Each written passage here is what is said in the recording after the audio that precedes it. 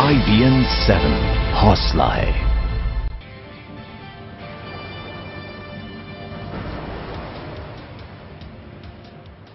इस वक्त की बड़ी खबर अंडरवर्ल्ड डॉन दाऊद इब्राहिम से जुड़ी हुई। अंडरवर्ल्ड डॉन दाऊद इब्राहिम और भारत का मोस्ट वांटेड दाऊद इब्राहिम अब भी पाकिस्तान के कराची में है।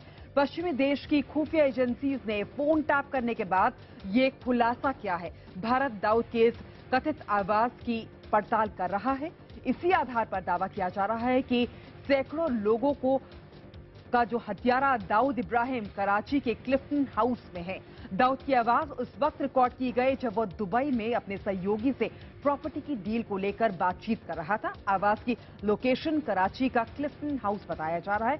भारतीय खुफिया एजेंसीज ने अपने पाकिस्तानी सूत्रों से इसका ब्यौरा मांगा है। 1993 में मुंबई धमाके के बाद दाऊद भारत छोड़कर भाग गया था।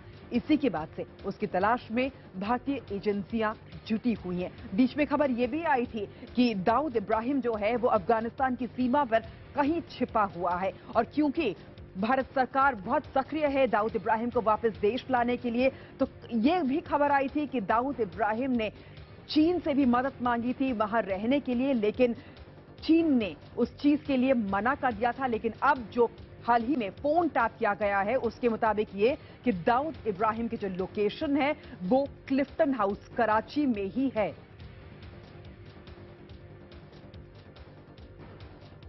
तो अब भी पाकिस्तान में ही हम रह लोग रहा है। बहुत समय पहले से कह रहे हैं कि दाऊद इब्राहिम पाकिस्तान में छुपा और आतंकवादी अपनी गतिविधियों को वहां से जारी रखा हुआ है।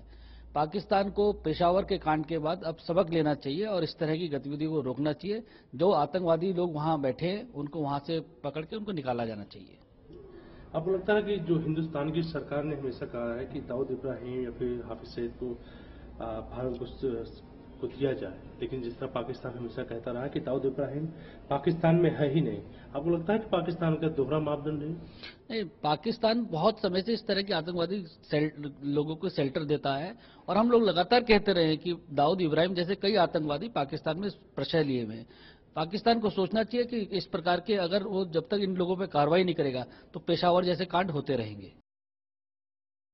अच्छे आतंकवादी हमारे देश को फायदा पहुंचाते हैं, इसलिए हम उसको क्यों तंग करें, क्यों उनके एक्शन खिलाफ लें। दूसरे बुरे आतंकवादियों उसके खिलाफ हम एक्शन लेंगे। तो ये उनका प्राइम जो टर्म्स ऑफ रेफरेंस है पाकिस्तान का। तो दाऊद इब्राहिम जो है एक उनके लिए अच्छे आतंकवादियों जैसा माना जाता है, क्योंकि प्रॉक्सी वार जो कर रहे हैं वो अच्छे आतंकवादी कर रहे हैं हिंदुस्तान के खिलाफ।